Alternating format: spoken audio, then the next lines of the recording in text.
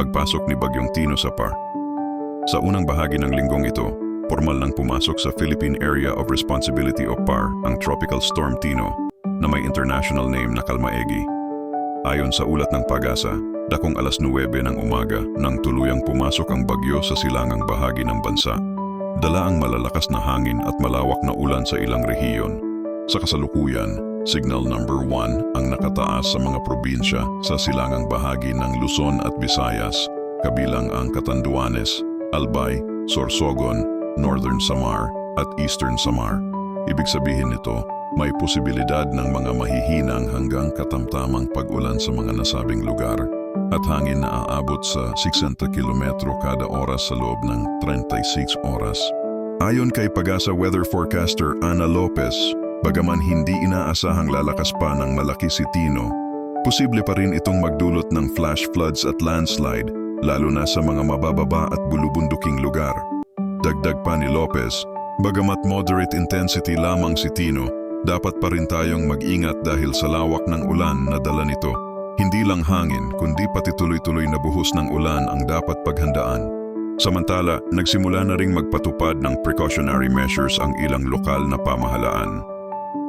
Sa Bicol Region, kanselado na ang ilang biyahe ng bangka at mga klase sa mababang antas, habang sa Eastern Visayas, nakaantabay na ang mga disaster risk reduction teams para sa posibleng paglikas ng mga residente sa mababang lugar.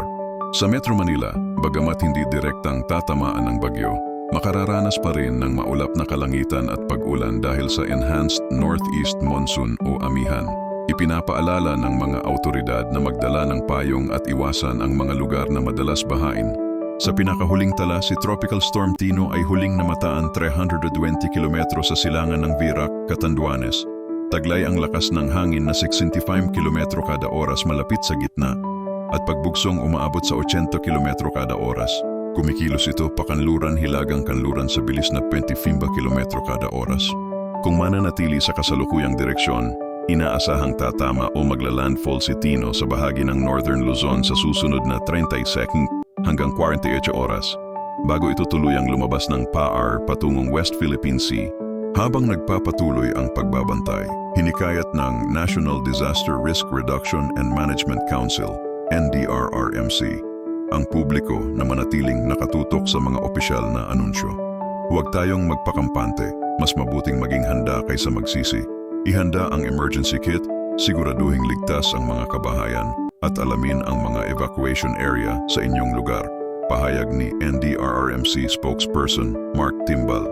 Habang nagpapatuloy ang pagbabantay, hinikayat ng National Disaster Risk Reduction and Management Council, NDRRMC, ang publiko na manatiling nakatutok sa mga opisyal na anunsyo. Huwag tayong magpakampante, mas mabuting maging handa kaysa magsisi. Ihanda ang emergency kit, siguraduhing ligtas ang mga kabahayan, at alamin ang mga evacuation area sa inyong lugar. Pahayag ni NDRRMC spokesperson Mark Timbal.